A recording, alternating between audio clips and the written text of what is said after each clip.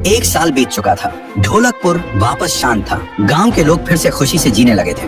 हर पूर्णिमा को लोग एक दिया जलाकर ठुन ठुन ठुन साहुर को याद करते थे। पर एक रात कुछ ऐसा हुआ जो फिर से सब कुछ बदल के रख दिया। लाशें फिर से मिलने लगी। हर 2 दिन बाद किसी न किसी के घर के सामने एक कटी हुई लाश पड़ी होती।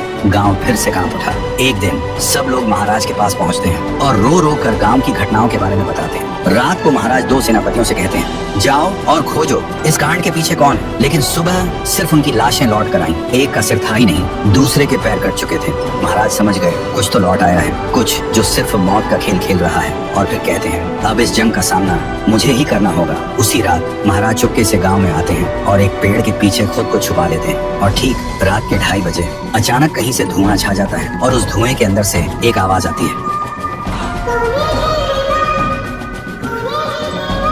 और फिर धुएं के बीच से निकलती है एक गुड़िया, गोल आंखें, एक बेजान सी मुस्कान, लेकिन चेहरा मौत का पैगाम। वो गुड़िया एक घर के गेट तक जाती है और बच्चों जैसा एक गाना गाने लगती है। उसके गाने की आवाज सुनकर एक आदमी बाहर आता है और अगले ही पल वो गुड़िया उसका सिर चबा जाती है। वो आदमी तड़प तड़प के वहीं जमीन पर गिर जाता है। महाराज सब कुछ देखते हैं, उनकी आंखें भर जाती हैं। उन्हें समझ आ जाता है इसके सामने जाना मतलब खुद का अंत लिखना है। अगली सुबह गांव के लोग इकट्ठा होते हैं। महाराज कहते हैं, ये पिछले भूत से भी ज्यादा डरावनी है। इसे सिर्फ वही हरा सकता है जो मौत को पहले ही हरा चुका है। और फिर एक पूर्णिमा की रात सब लोग दिया जलाकर पुकारते हैं, आप वापस आइए, आपके बिना ये गांव जिंदा तो है पर जीने जैसा नहीं। तभी एक आवाज गूंजती है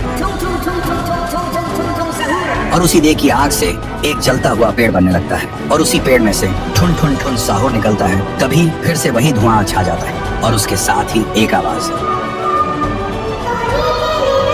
सब लोग घुटनों के बल गिर जाते हैं और कांपती आवाज में बोलते हैं, हमें बचाइए, वो आ गई है। ठुन ठुन ठुन साहुर एक जोरदार जंप करता है और सीधा उस धुएं में घुस जाता है और शुरू होती है एक आखिरी जंग ठुन ठुन ठुन साहुर और गुड़िया की। जमीन कांपने लगती है, आसमान से बिजली गिरती है और जब धुआं हटता है तो दिखाई देता है गुड़िया बिखर चुकी थी। हाथ अलग, सिर अलग, पैर अलग। और तब से गांव में फिर से एक नई सुबह हुई। महाराज मुस्कुराए, गांव वाले जीने लगे और उस दिन के बाद ठुन ठुन ठुन साहुर सिर्फ एक भूत नहीं रहा, गांव का रक्षक बन गया। लेकिन उसी रात कुछ ऐसा हुआ जो किसी को भी पता नहीं चला। गुड़िया का सिर, हाथ, पैर अपने आप जुड़ने लगे थे और फिर वो वहां से चली गई। तो दोस्तों, अगर आप देखना चाहते हैं पीहू वर्सेस गुड़िया तो इस वीडियो को